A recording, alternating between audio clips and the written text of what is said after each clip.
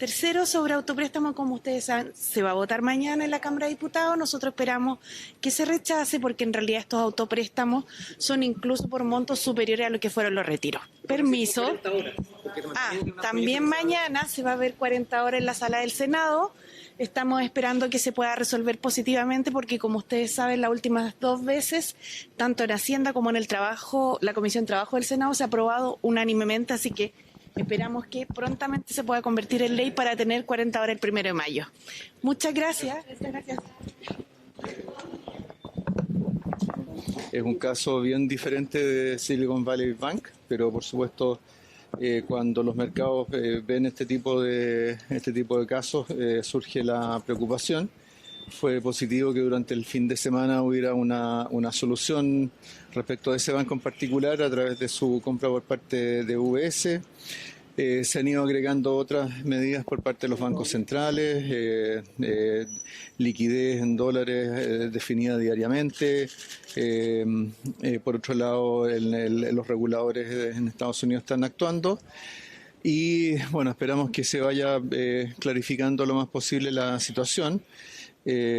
Como hemos dicho anteriormente, en el caso de la banca chilena es una banca que es sólida. Nosotros no tenemos los temas regulatorios que han dado origen a este tipo de situaciones, particularmente en Estados Unidos. Nosotros, como ustedes saben, venimos aplicando las normas de Basilea ya desde hace 3 años, de tal manera que nuestros bancos están bastante capitalizados.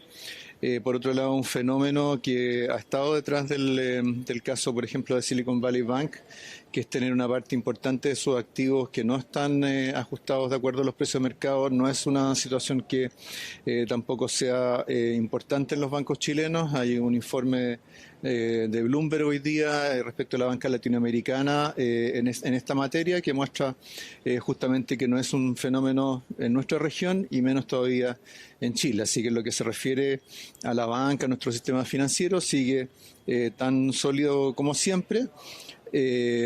Y por otra parte, por supuesto, están los posibles impactos más indirectos que se producen a través de los movimientos de los mercados, el efecto sobre los precios de las materias primas, el efecto que se produce sobre los tipos de cambio, que en nuestro caso se acentúa dada la importancia que tiene el cobre en nuestros ingresos y la correlación que tiene normalmente el precio del cobre con el tipo de cambio. Bueno, el gobierno ha sido muy claro en sus argumentos, los expuso en la Comisión de Constitución, Legislación y Justicia durante enero. Eso llevó a una votación muy claramente mayoritaria en contra del autopréstamo. Por supuesto, ahora corresponde la votación en la sala. Todos esos argumentos siguen siendo plenamente válidos. Y más bien lo que ha ocurrido es que el escenario macroeconómico y financiero ha evolucionado en una dirección que fortalece esa argumentación. En primer lugar, porque la actividad económica ya se ha comenzado a recuperar. De hecho, las cuentas nacionales trimestrales que se publicaron hoy día muestran que el peor momento de la economía ocurrió en el tercer trimestre del año pasado. Y por otro lado, justamente en momentos de nerviosismo en los mercados financieros, lo peor que uno puede hacer es justamente introducir incertidumbre respecto de medidas que impactan sobre los mercados financieros, como son los retiros o es el autopréstamo, en las formas que fueron planteadas en estas mociones parlamentarias. Así que esperamos que los parlamentarios, que fueron muy sensibles y comprendieron estos argumentos y en virtud de ello resolvieron su voto en la comisión, también veamos eso reflejado en la votación en la sala. Bueno, las ayudas se votan esta tarde.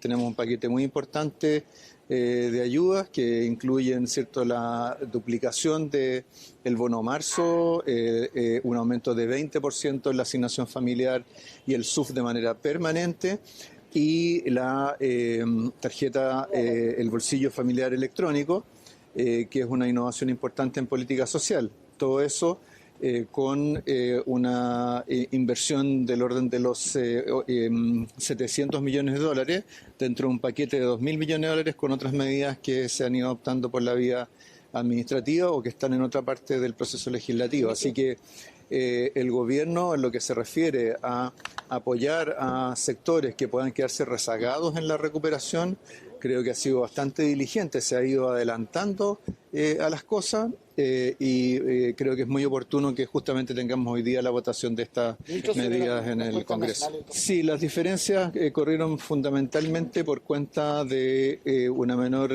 cifra para la actividad minera en el transcurso del año y una caída de la actividad de transporte importante en el último trimestre del año, que se deriva del pago de comisiones por la situación de LATAM en el capítulo 11, que al ser deducidas de los ingresos del sector implicaron una caída puntual en ese trimestre. Ahora eso no, obviamente, es una situación puntual que no se va a repetir.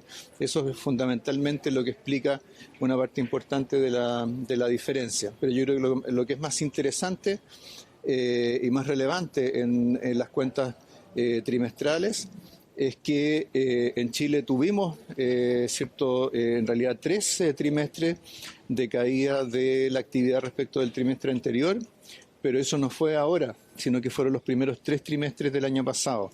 Y particularmente el tercer trimestre fue el momento más negativo en términos de caída de la actividad. Entonces eso indica que en realidad el ajuste que se dio en la economía fue algo más profundo de lo que se había visto hasta ahora en los datos de IMASEC, pero que ya ocurrió y que por lo tanto ahora ya la economía empieza a encaminarse en una senda de recuperación y al mismo tiempo con inflación a la baja. O sea, tenemos un escenario que empieza a volverse más favorable. Por supuesto, siempre surgen elementos, siempre hay riesgos. En estos momentos hay riesgos relacionados con esta situación en los mercados financieros internacionales. Pero creo que estamos bien encaminados y lo que esperaríamos, ¿cierto?, es poder ir avanzando con las distintas medidas que ha ido proponiendo el gobierno. Como siempre, nosotros confiamos en la racionalidad de las decisiones, en el peso de nuestros argumentos que fueron escuchados por los parlamentarios ya en una votación anterior, así que bueno, creo que eso es lo más importante, tener cierto, los argumentos para enfrentar una discusión de este tipo. Esta semana vamos a tener una ronda de reuniones con actores económicos y sociales. Vamos a tener reuniones con la CPC, con las PYME, con las organizaciones de PYME, con la CUT, con profesionales del área tributaria. Eso lo vamos a tener durante esta semana. Eso va a ser seguido de un trabajo metodológicamente estructurado para trabajar con ellos y entre ellos. Y la semana próxima vamos a iniciar la ronda con los partidos políticos.